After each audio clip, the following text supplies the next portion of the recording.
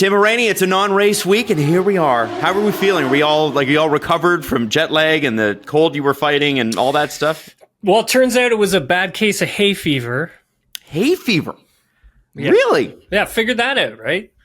So how did you figure that out? How do you even know? A couple of the doctors. Oh, really? Gave me a little heads up to try some. I tried some allergy medication, and it kind of like kept everything at bay. Aha! But like for some reason, I was coughing. So I don't really get allergies that bad. I don't. I've never really experienced them before. And when I went to the UK and got off the plane, everything was good. And then as a couple days sort of rolled along and I went for a run outside and I went for a run through this field. And the next day I was like, holy shit. I just felt like I was sick. I was coughing. I didn't know what was going on. So yeah. Took some allergy meds that kind of helped. I'm still a little sinusy, but yeah, other than that, man, I feel good. It's weird, dude. You go over there and you lose 5 hours. You come back here and you gain your 5 hours back, but you're also still on their time zone. So I'm waking up at 4 a.m, 5 a.m, wide awake, dude. Right. Just wide awake. Right. Yeah. Yeah. Well, I'm. It's funny when you get onto that stuff. So I'm in the midst of getting allergy shots because my wife had a cat that predates me. So when I married her, I also married the cat, and I'm allergic to cats. So he's a really nice cat. He's not one of those cats that's your typical cat that hates everything and owns the place. He's actually really more like a dog. But I have to get these shots. And to get these shots, because I'm an asthmatic, I got to go for a pulmonary test next Tuesday where I'm going to be hooked up to all the machines. And they're like, we just want to make sure it's not going to make your asthma worse to get these shots. I'm like, trust me, it freaking won't. Just give me the shots, guys. But yeah, it's a whole thing, man. Oh, man. You're just honey, this is why I love you so much. Yeah. I think that's love. Now, let me start with this. ESPN, usually I get my salacious rumors and you smack them down, but this one is from ESPN, Tim. It's from Lawrence Edmondson, who I know you're very familiar with. Yeah, good buddy. He's a buddy of yours. And Christian Horner said about Sergio Perez that the situation is unsustainable. And I don't think when I go back and I actually watch the interviews that he gave, Christian didn't seem that worried about it. But he certainly has to be kind of concerned around this. Sometimes Christian can be very serious. He was more jokey on this, but he said he knows it's unsustainable not to be scoring points. We have to be scoring points in that car, and he knows that. He knows his role and his target. Nobody is more eager than Checo to get back and find his form again. And he went on to say that, Naomi Schiff asked him about why he hits these lows, why he drops in confidence. And Christian said, well, we don't know. He said, we thought the contract that we gave him would help with that. And it seems to have done the opposite. So, Tim, we talked about it a little bit earlier this week. Where do you think things stand now? When we're watching the next couple of races before summer break here, we're talking about Hungary, we're talking about Spa.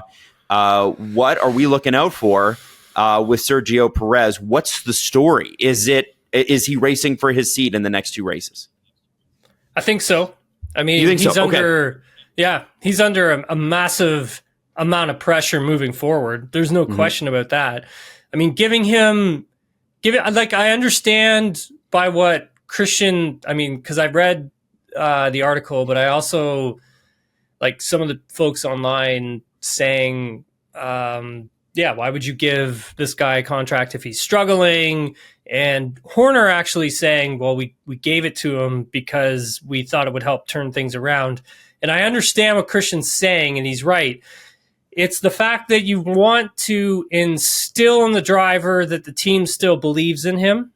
Mm-hmm. And once you start to have a team lose that faith in your ability and what you can do, it's really hard for the driver to wrap their head around performing and executing, because part of you is well, these people have lost their belief in me, and that kind of eats away at you a bit, and you sort of lose a tiny bit of belief in yourself. And so by a team in giving you a contract and instilling the belief in you, being like, hey, we still believe in you, you're going to turn this around, you're going to be good, giving him that contract, giving him that security job security, so he doesn't have to worry about that.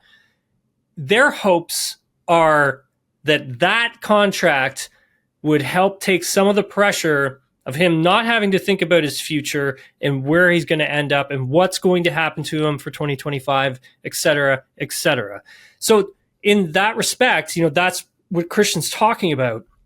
And I can see why. Like I can see why they would have done that. And their hopes of him just turning it around from getting that contract, and it just hasn't happened. Yeah.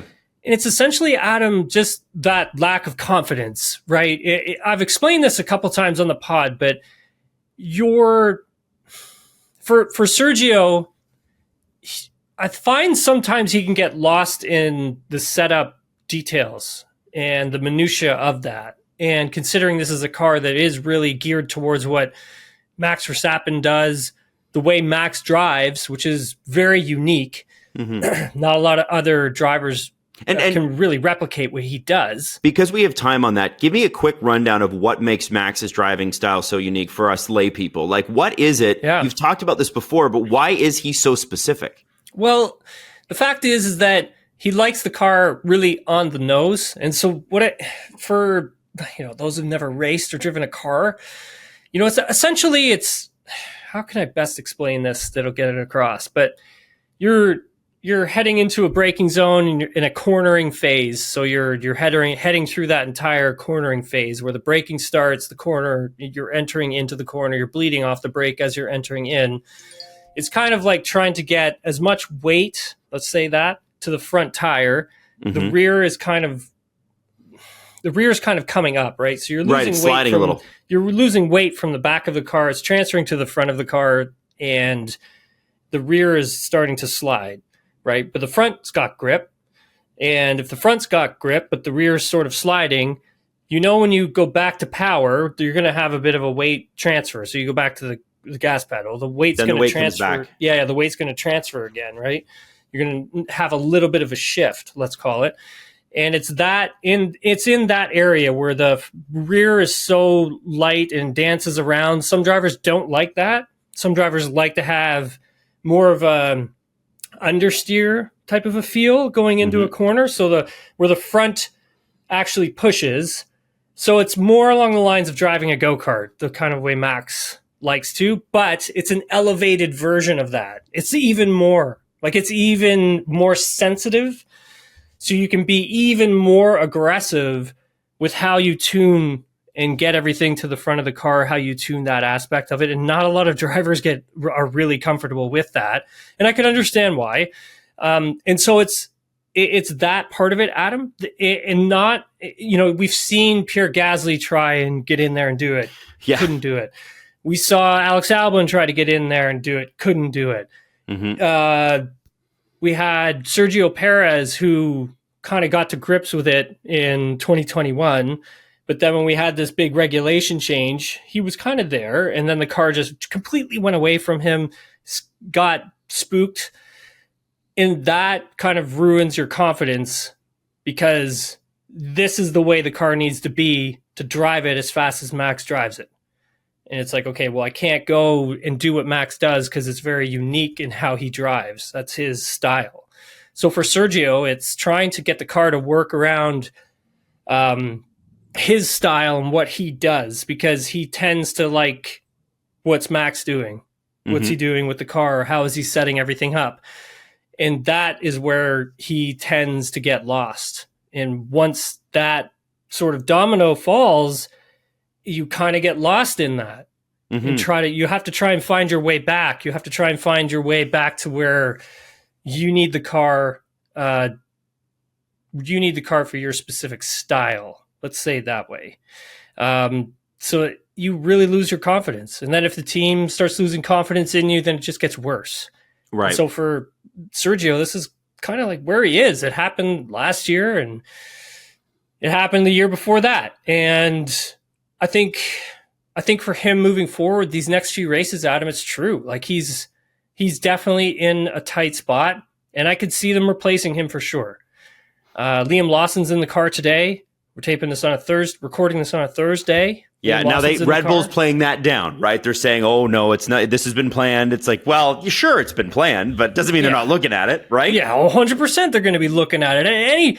Any team would be looking at it, right? Like it doesn't matter. Your performance is performance, and you got to look at it. So yeah, they're definitely going to be looking at it. It's supposed to be, I believe, today is the filming day. So we'll see what comes out of that. I mean, they're going to be testing Lawson again, like later on. He's not done with his testing with the Red Bull program, so he's going to be testing RB next. Mm-hmm. And Adam, honestly, man, like if he's not able to pull it together in the next 2 races, he could be gone by September. Wow. Now, something that I don't think has been asked is if Sergio Perez is not in the Red Bull program, does he have a job in Formula One next year? No, you say no. I really doubt it. I don't. I think this would be it. That's my opinion. That's not something that I know. But I think that would be. I would think that would be the end of it for him. Unfortunately, I couldn't see him going to another team where where else would he go? Like Williams wouldn't have any interest. Like they've already got their sights set. They've got 2 drivers in their crosshairs. And then Mercedes, again, they've got a driver plus maybe a potential other driver in their crosshairs. Mm-hmm. And Alpine's already got their drivers decided upon who they are going to choose from. Where else are you going to go? Audi's got their thing. Haas has got their thing. So it's like, where else would he fit in?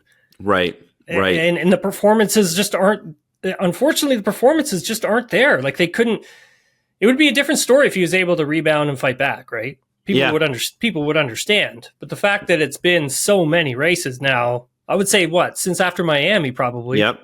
Well, actually blew it in Miami when right off the start. He almost crashed in. Oh, yes. Jeez. Like he almost took out like the full It feels like a billion years ago, by the way. I can't believe it. Does. It does. Yeah, it does. I know. I was at the race and working it, but man, no. So Adam, like I don't think there is anywhere for him to go. Yeah. So that is tough, right? You go from potentially the top team to not having a seat is quite the fall. He currently sits 6th, although you would think Lewis Hamilton and George Russell, who are 7th and 8th with 111 and 110 points. How's that for parity? Are going to catch him at some point. It's, you could be looking at Sergio Perez in 8th place by the end of Belgium if he doesn't start picking it up. Yeah, and then also the team championship. That's what's mostly doing this, right, Adam? It's the Constructors Championship, and Zach Brown even spoke about this on, what day were we talking to him? Friday last week. Mm-hmm. When, he basically said, like, if our team keeps scoring the way we've been scoring since Miami, we are going to win this Constructors Championship later this season. If that continuation happens and Sergio continues to struggle and perform the way that he is. And for Zach to just openly come out and say it like that, I mean, he's correct. Like he's correct. He's correct all the way through. And so if you have a team principal like that who's coming for you, I mean, that's... And he really has been coming for Red Bull. Zach's been all over them, man. Yeah, for sure. I mean, but like, he should be. Like, absolutely. They have a great car right now. I mean, they're probably not the best team at the moment after British Grand Prix, but they have the best car, and I also think they have one of the strongest driver lineups on the grid. Absolutely. You have to be worried if you're Red Bull, and that's why we are where we're at with Sergio. So I want to talk about the post-race. I believe this was post-race, but it was a Martin Brundle clip talking about how Williams, who've been in the Carlos Sainz sweepstakes, although apparently getting annoyed with how long this is taking, as are we all, honestly. This should have been wrapped up by now. They could be making a switch early. So Logan Sargent, by the way, who has out-qualified Sergio Perez in 7 of 12 races, which is hard to believe, but it's true. Ocon could be on his way to Williams early. Alpine might be willing to give him an early release, where Williams would take him on to replace Logan Sargent. Obviously, I think that would be annoying for anybody in the Williams driver program, but that's the way it goes in Formula One. Esteban Ocon is a great driver who does wear out his welcome with teammates and teams from time to time. He's been at Alpine a long time, though. 5 years is a really long time in Formula One. Yep. And the question then becomes, and this is what was so crazy, is who drives for Alpine at that point? Is Jack Doohan the guy right now? He would kind of have to be. I mean, he is their reserve driver. He has been the one doing the free practice 1 sessions. There wouldn't be there. I couldn't see anyone else jumping in there. Mm-hmm. I just couldn't. It doesn't make sense, Adam. I feel bad for Logan. I mean, I've said it before. Like, he's talented, man. And people give me shit on here, but at the end of the day, man, like, he is to get to where he is with literally no backing, and to be able to fight your way and to get into Formula One, albeit a little bit half-baked, not fully ready. And now we're talking like he's off of Alex sometimes by 0.2. And he was told to close the gap, and he has. Do you know how hard it is to find 0.2? No, tell me. Adam, it's impossible. It's so hard to find 0.2. Like, you're looking through all the data trying to find out where it is. Mm-hmm. Because he can't, like, you're not going to, every driver drives differently. Every driver gets to one point differently than another driver does. Not every driver does the exact same thing. No driver does. Even we've had Gavin Ward on here, and he's probably the best person to even, he's worked with so many, explain that, and he has. So for Logan to get to where he's gotten to, finally getting a car with almost the same equipment, because the cars still aren't, they're not even. Apparently, something that I had come across in the paddock on, I think it was Saturday. It doesn't sound like these cars, still doesn't sound like the cars are equal. And yeah, I mean, he's performed really well. I can see, I could definitely, like, there have been rumors that he could get replaced during the summer break. Mm-hmm. My understanding is that is a possibility that could happen. Yep. And whether or not, Alpine wants to let Esteban go early and pop him up into Williams could happen. Do you think that they do? Like, what would be the benefit to them? Yeah, because, I don't know. Like, like, what I'm trying to figure out, because they want Carlos Sainz anyway. So, like, what's the play here? Yeah. I guess other than to try him out. Not just Carlos. Like, I sat down with James Valls, and we spoke on Friday. Mm-hmm. And sorry, I mean from Alpine's perspective. Oh, from Alpine's perspective. I guess it's just to get Williams off the Carlos Sainz scent. Like, maybe, I don't know. But yeah, it could be, Adam. I mean, it could be, right? We don't know. I mean, at the end of the day, Flavio wants him there at the team. He's pushing hard to try and get him. Who knows if an engine deal can be worked out between Alpine and Mercedes? It's going to take a while to work something like that out. And so for Carlos, it's, for him having to wait as he's been waiting and trying to make the decision, it kind of just seems like every single weekend for him is kind of like, well, what team did well this weekend? What team did well the weekend after that? And that you can't. What team? And you can't do that. No. And you got to think long term, right? You got to think about 2026. I was listening to Formula for Success, and David Coulthard floated the idea, and it sounds ludicrous to me, but David's a pretty measured guy, so you have to take it seriously. That why wouldn't Carlos consider potentially being Ferrari's reserve driver for a couple of years until Lewis retires? And then I thought that was crazy too. Okay, so you're giving me that face, all right? And then he's like, he'll be 31 and Lewis will retire, and then he can jump back in. And I'm like, I don't think so. That doesn't. Oliver Bierman will be the guy at that point, won't he? But 100%. he What the just threw hell it do out you there. think he's down at Haas? What the hell? Okay, so no. Then the answer is no.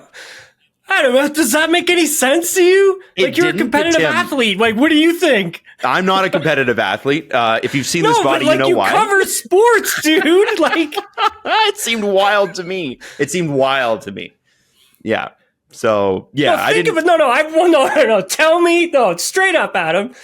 You cover sports, Yeah. like inside and out. Does that make any sense to you? Well, no, because Carlos would be flipping miserable for 2 years. Second, Yes. if you want to be forgotten, there's a great way to be forgotten. Yes. Like, no offense to the guys that have done it, like Hulkenberg got back in because of his Aston Martin drive.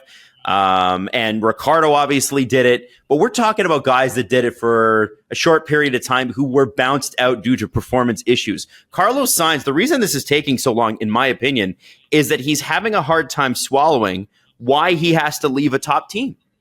And I don't blame him. Like, you look at it and you go, this guy's outperforming Charles.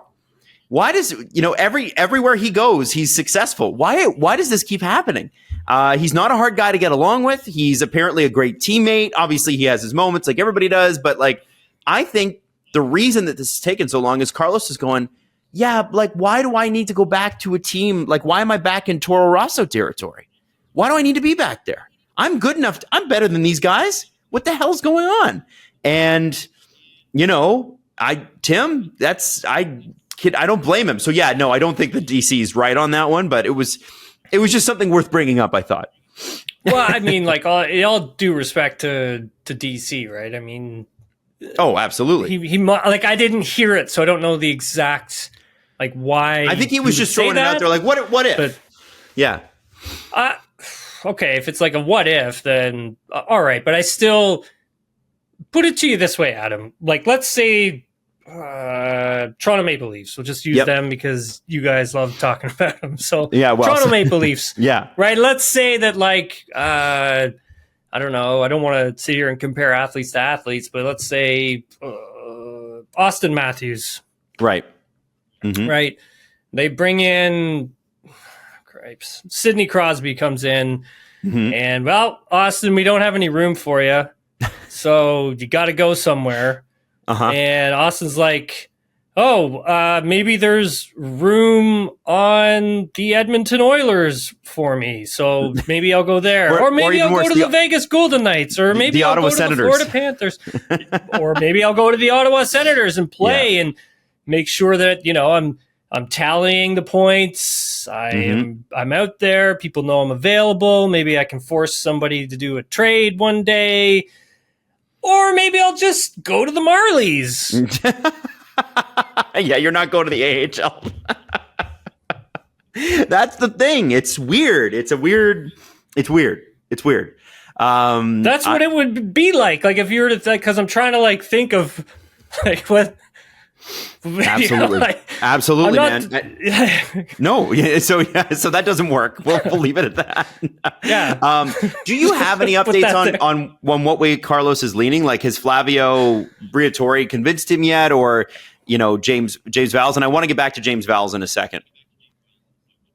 No, it doesn't. Like, he hasn't. He basically, what he had told us on Thursday was the fact that he's trying to just leave this for now and focus on it, like, during the week. So, like, from, like, Monday to Wednesday, those are the days he has his meetings. He talks to his team. They're having conversations with other teams and trying to, like, sort through it all. I find it interesting, though, Adam, sort of this resurgence of Mercedes over the past few races. Yep. And we're starting to see, like, hey, that's the old Mercedes coming back here. Like, wow, like, here we go. And everybody should be like that because, one, they have championship pedigree. Yep. 2, they have an incredible infrastructure. 3, they have an amazing team behind the scenes. And they were always going to figure this out. It's the question of, hey, like, can they keep this sustained sort of momentum going? And yeah, they can, because they have an aggressive upgrade schedule coming up. And they've figured it out. They finally figured out this regulation. They know the direction they need to go in. They know how easy it is to slip. So let's say, this year kind of goes that way. Then next year they're going to be fighting for championship. Yeah. And do you want to put a rookie driver into that? 100%. So now you're starting to, if I'm Total Wolff, I'm thinking differently. Even though he says he's not, by the way. He says he's not. Dude, think about this for a second, right? It's kind of like, okay, 2025, you could have a chance at winning a Constructors' Championship. So don't you want the two most experienced, best drivers in your car? Well, I would think so. Like, what? Okay, I know Kimi's doing really, really well in Formula 2, but I still don't think he's going to win this year. I'm not like it doesn't mean he doesn't mean he won't, but mathematically it'd be difficult for him. Like one race. He's won races, but I mean like win the championship and get booted. Win the championship, yeah. No, I don't think so. I don't think because if you win the championship, no one ever wins the F2 championship twice. You win, you're done. So I can understand why they don't want him to be done and then have him go to like Formula E or something like that. But it does make a lot of sense for a Valtteri Bottas to jump in for just a season, doesn't it? Sure. I think so.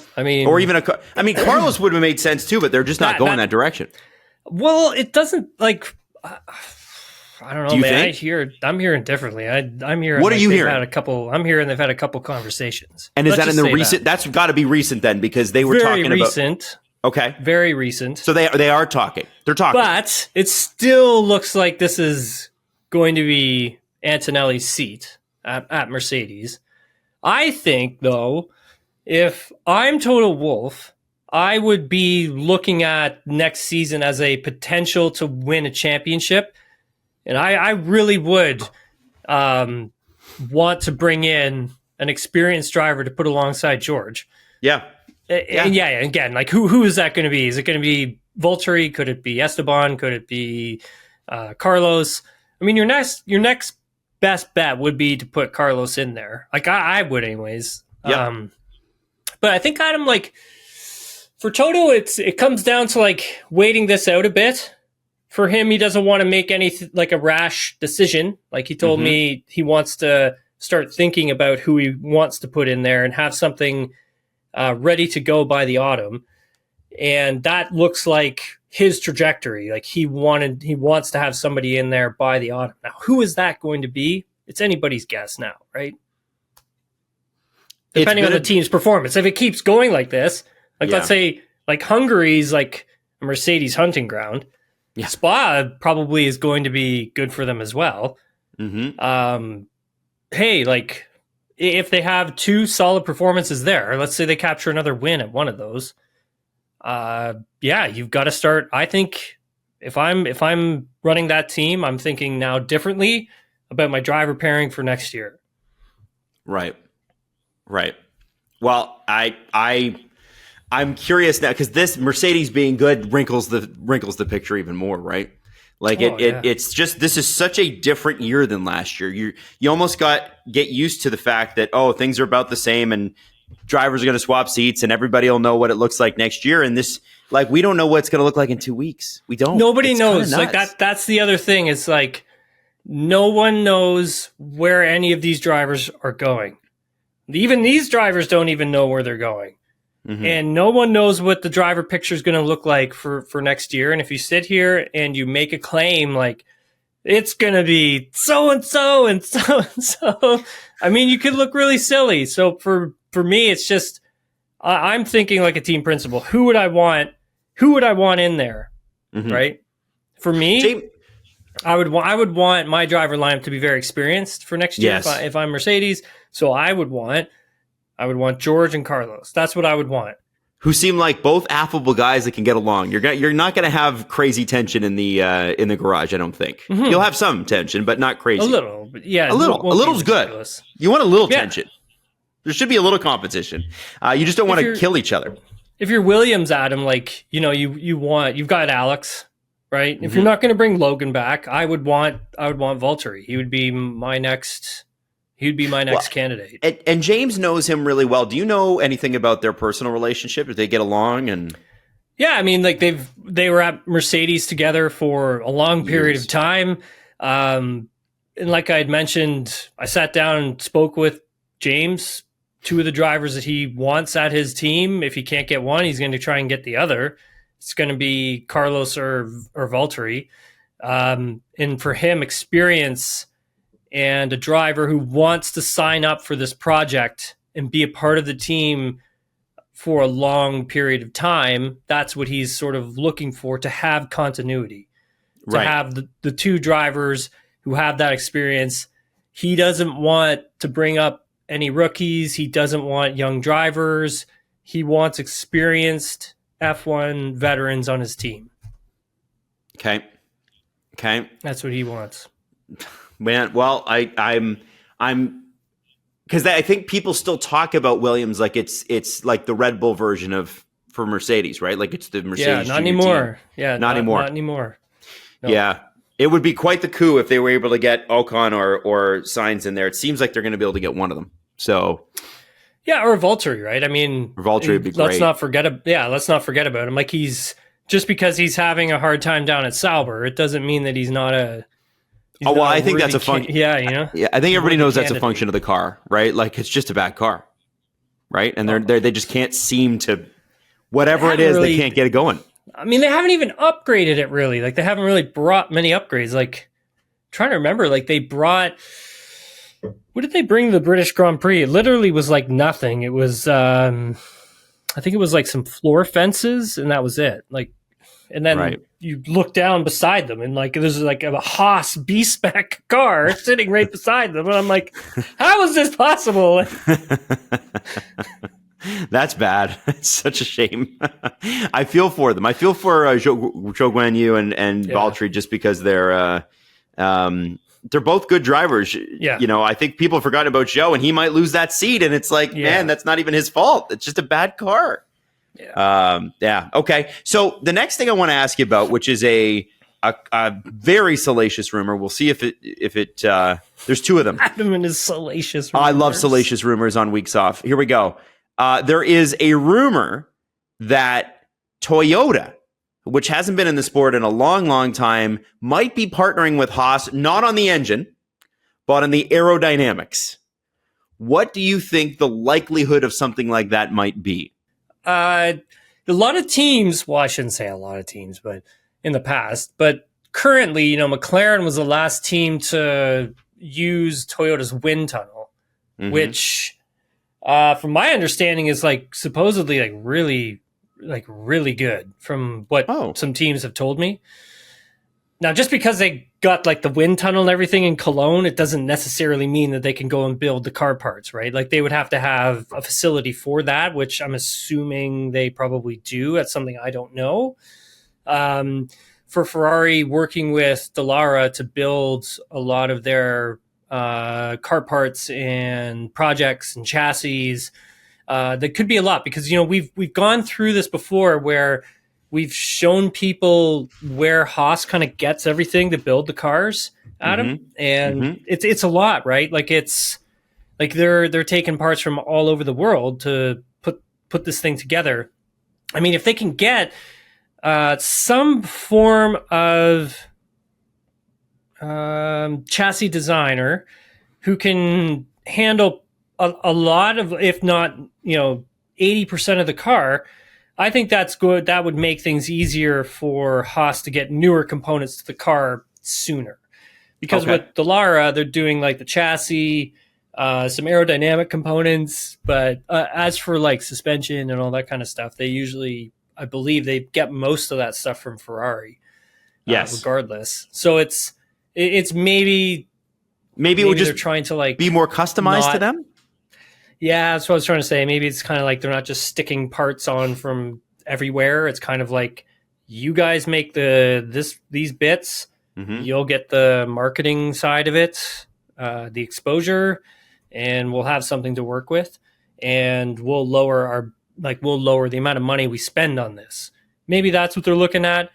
At the end of the day, when I look at Haas, I'm just like, just make make your own stuff, make the factory. If you want your partnership with Ferrari, then buy your engine, buy your gearbox, buy your rear end, and make everything yourself. Right. Gene doesn't want to do that. It doesn't sound like it. No. Right? Like, I mean, when you go to Aston, perfect example, Adam, when you go to Aston Martin and you see the facility and you see just how much it takes. I mean, like Aston, for me, Aston's like a extreme example of this, but Aston's like, they're going to be working on a whole other level compared to like what everybody else is working on, considering just how advanced their facility is and how big it is. You would have to sit back and say, okay, well, if Gene really wants to take this seriously, this is something that he would have to look at. Like this is the size and the scope of it being a full works team. And then you think about when it was like the Jordan days, when it was Force India, it was a smaller operation, smaller factory. But they managed it, right? Like they managed to pump out some interesting good cars. Competitive cars. I mean, like Andy Green, when he was running that part of the thing back in the day, like really did a great job with very little. And now they've got a lot, and the factory is massive, and it's like state of the art. That's kind of like the higher end. So for Haas, it's kind of like, okay, we've got to find a middle ground. And then, because I think like once you start bringing things in house, I think you also lower the amount of money you're spending on getting a car to the grid. Like Right. If you're buying from all over the place and you're shipping and everything, I mean, you're Probably only gets able to expensive. it'll get expensive for sure, but you're only able to do like one, maybe two big upgrades. Where you look at Mercedes, it's upgrade after upgrade after upgrade after upgrade after upgrade after like consistency, like always upgrades coming to the car, always getting performance, and that's propelling them up the grid. Well, and maybe Gene has factored this in, but if they did become not necessarily a works team, like you can buy your gearbox and your engine, but if you build all the things you're talking about, that infrastructure, it makes the asset, the Haas value team license, right? The franchise itself more valuable, right? Yep. Because because one day Gene's going to sell it. And that's the case with most teams. Like, unless you're a brand associated team, even the Williams family sold, right? So, it will sell at some point, whether that's 15 years, 20 years, 30 years, or next year. And so if it does sell to somebody else, it's going to be worth a heck of a lot more if all that infrastructure is built in, and you got a history of succeeding in that. I don't know. Yeah. It just, it does. Long term, it makes a lot more sense, but I don't know that that's how Gene thinks. I think there's a cobbled together mentality that he has, and that's his formula, and he's seeing some success with it this year, but that is going to limit your ceiling. Yeah, it does. And I think also, Adam, like it probably, when you have grounds, like when you've bought acreage, you can build upon, you can expand your factory, you have those opportunities. Even if you just buy the land, let's say, and you increase the size of the land that you have, like even that inflates the value of the team, right? Like even that adds more value to it. So when you're valued at 700 million and you buy something, then you're inflating that to like whatever, 800-900, maybe $1 billion worth, and that's your valuation. And then that just could continue to go up with the popularity of Formula One. The competitive nature of your team also helps in that as well. So it's interesting. Now, the other salacious rumor. Definitely. Are you ready? God. Now, so we know that there's a deal potentially being worked out. Oh no, I'm ready. I hope you're ready. There's a deal potentially being worked out between Alpine and Mercedes for engine supply, right? Yeah. Potentially. If Renault gets out of it. Yes. If that is the case, apparently Williams and McLaren are concerned about reliability issues and competitive issues. And there is a rumor that Zach Brown reached out to the Red Bull Works team, the Ford Red Bull team, which is surprising. Okay. To potentially talk about maybe switching manufacturers, despite the fact that they have signed a contract. That I believe that's story sounds like it's asked backwards. Tell me about it. Tell me. Yeah, so from my understanding, like this happened a while ago. Like Zach actually did a tour of Red Bull's power unit development project. And he kind of joked about it over the weekend where he's like, yeah, they wouldn't let me in there to take a look now. And kind of like scoped out like what they were working on, what their facility looked like, because I think there was a moment where they were looking around, right, before they had signed their deal with Mercedes. They're happy with their deal with Mercedes, and so is Williams, and so is Mercedes. For Mercedes, it's kind of like they look at if they're able to replace Aston Martin, because Aston Martin's going to Honda. Yep. Now, let's say they're able to replace Aston Martin with Alpine, which is probably something they would want to do, right, to keep that going. But what that also does is it kind of gives you 3 other teams. You can monitor your power units, monitor what they're doing, monitor like how well they're working, try maybe some different things and experiment, right? Like you've got other teams you can do that with, where if you're just a singular engine supplier in, let's say, Alpine at the moment with Renault, you're not able to do that, right, Adam? You don't have any other teams to really sort of experiment with, so you can't increase your knowledge, you can't make things stronger, you can't make things better. And since we're going into a regulation that's, going to be very engine power unit dependent, you're going to want to have some other teams under your wing so you can kind of see where things are going to make your power unit stronger, faster, better, sooner. Does that make sense? That does. Absolutely. It makes sense. And so for McLaren, like they definitely want to have this deal with Mercedes. So does Williams. Like this is like, that's like I think, and those are big selling points for the teams. And that's a big selling point for Williams to get a good driver on board, right? It's like, hey, like we're probably going to have, we are going to have Mercedes power units for 2026, and they're looking pretty good. So, okay, interesting, very, very interesting. Yeah, and Tim, listen, any other rumors that you're hearing that maybe we should be aware of? Any other salacious gossip that you got for us? Listen, I love our salacious gossip. I wanted to go on here and talk about Aston Martin, but well, what do you want to say about Aston Martin? Let's go. Well, I mean, we should talk about Enrico Cardile jumping onto the team, right? I mean, what does that mean? Because there's a lot of fans who'll be like, okay, I know the drivers. Who is that? Why is this important? Yeah, this is the guy who was a big part of Ferrari's cars, right? And now he's gone. Now he's on his way down to Aston Martin. Some people are probably questioning the fact of like what's going on at that team right now when they've had so much turnover in the last 2 weeks. And it's like, well, okay, like so Martin Whitmarsh stepping down, leaving as, CEO, president of the team, and Andy Cowell coming in. Andy Cowell being a very sought after person in the paddock, which I've learned on Sunday. That almost every team down that grid, on the grid, was trying to get Andy Cowell onto their team, even Mercedes trying to get him back. You have to remember how many championships that guy was a part of with Mercedes, right? Like he was a part of that massive run that they went on, and he's a huge reason why they were able to do the things that they were able to do. So for Andy coming into Aston Martin and Martin Whitmarsh leaving, it's a big transition for the team, Adam, but it's a good one. Like why? First of all, have to respect what Martin did with the team, right? Mm-hmm. Took the team from 365 employees, and he's able to boost it up to 700-800 employees now.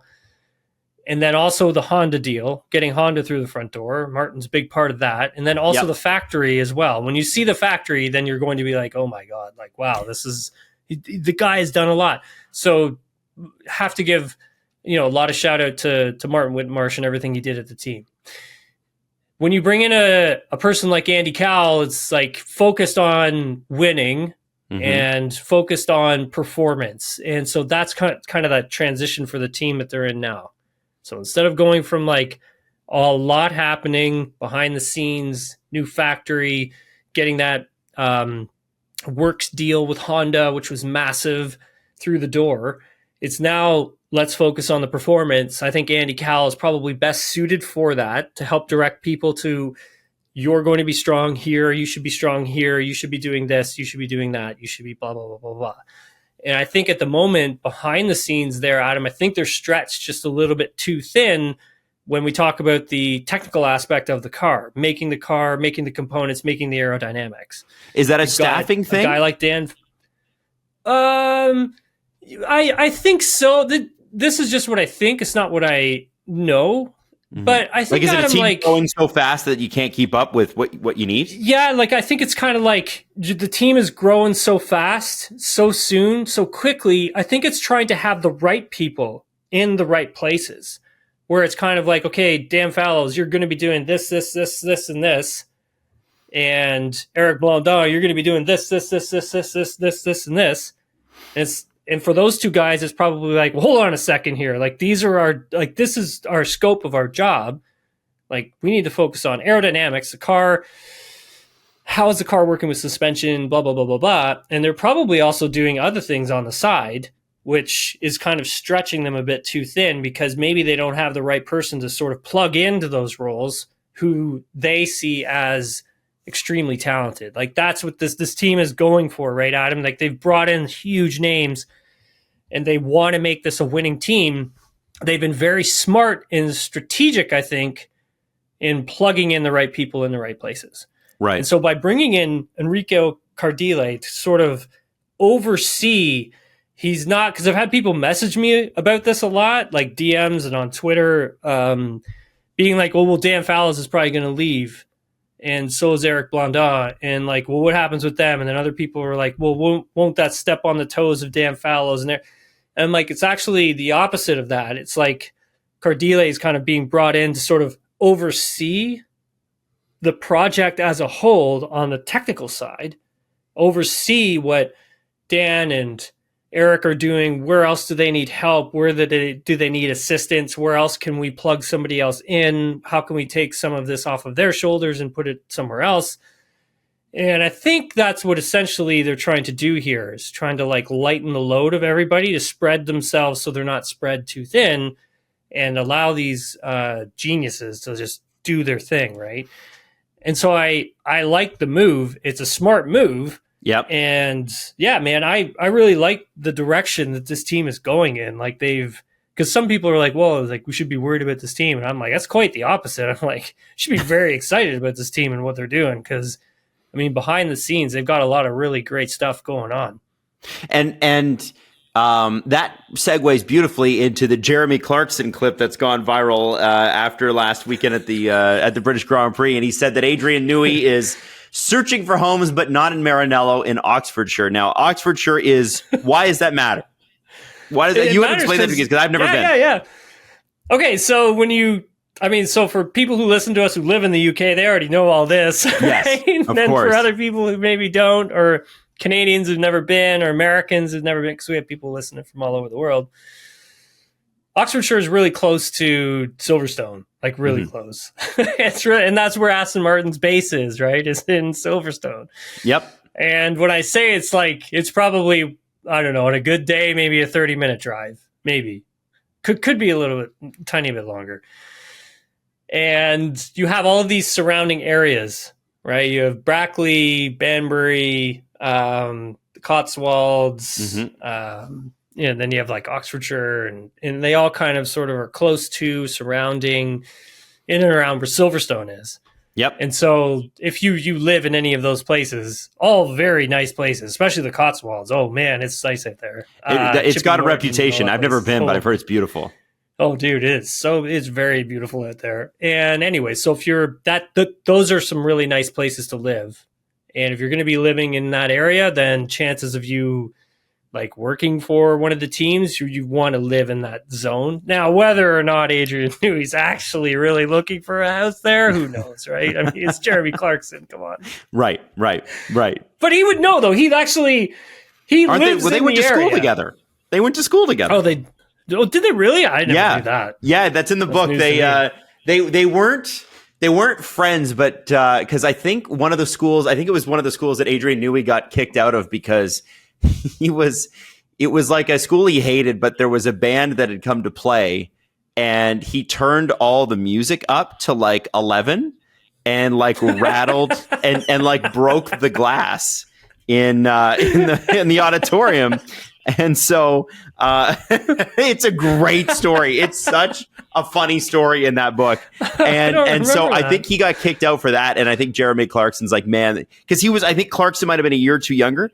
And he would kind of like looked up like Adrien Newey. He's like, oh, he's one of the cool kids. He's out there. He's a badass. Like, I think Adrien partied, man. Like, I think he had a good time. We'll put it that way. So hilarious story. well, like Jeremy Clarkson lives in Chipping Norton. Yes. So when I was over there, obviously for the British Grand Prix, that's where I stayed. I stayed in Chipping Norton, this really nice place. It is beautiful. And his farm, so where they film Clarkson's farm, and if you haven't seen that, you should. Like, someone suggested to me on Twitter, I should like check it out. And then I had some friends from other teams being like, "Oh, you're staying in Chipping Norton. Like, check out Clarkson's farm." So I started watching it when I was over there. It's very, really entertaining. I'm almost done the first season. But anyways, his farm, his farm shop, what's it called? Diddly Squat Farm Shop. Yeah, is there. And I got to go up and take a look at it and cruise around and see, the area is absolutely beautiful. But I mean, he would know, like, he's very plugged into he's very plugged in locally. So I don't think there's much goes on around there that he doesn't know about. So, I mean, it is Jeremy Clarkson just like throwing something out there. So let's just take it with a grain of salt. We're not going to know anything about Adrien Newey, I don't think, Adam, until probably September sometime. Okay. I think, it's going to be a while, I think. And as his agent, he hasn't made a decision, right? Like, no. And as his agent Eddie Jordan says, is that there's a team that nobody's considered in this, and that's his boat. He may just retire. Eddie Jordan is his Eddie agent. Jordan. That's his agent, man. Like, Eddie's nuts, man. I love can't Eddie. Believe that. Eddie's a crazy man. So it's great. Anyway, it's great. I love it. So, Tim, listen, lastly, want to know what you're doing this weekend now that it's a non-race weekend. Like, what do you do with yourself?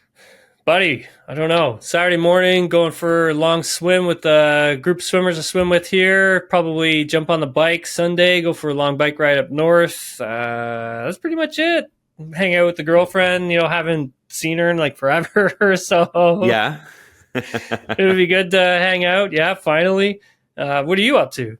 This weekend, it's another weekend at my wife's family cottage and I think I've mentioned this before, there are 10 children under the age of 6. So, because their family owns like 2 cottages next to each other, and it's a lot of kids, man. So it's pray for me is what I will ask. Pray for me. Oh yeah, you're gonna have like brain meltdown. Oh yeah, it's a kindergarten class. But you know what? To be honest, it's nice though at 5 or 6 years old because they start to just do their own thing.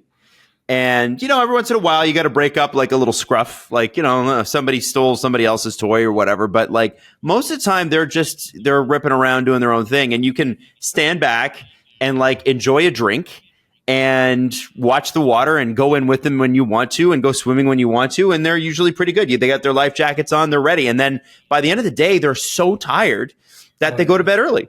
And it's fantastic. I love that. You're like, that's the magic hour. Oh man, and then go to bed. Yeah, you get that 2-3 hour window between when they go to bed and you go to bed, and that's when the party starts. Yeah, for sure. Most of the time as a parent, you're just tired though. You're just always a little tired. And then they wake you up at like whatever 5 or 6 in the morning, and you're like, oh my god. Yeah. You're like, I'm so hungover. This is too early for this. Yeah, it sucks. But anyway, so listen, man, have a great weekend. We'll talk Monday. Yeah, you too. Thanks, Adam.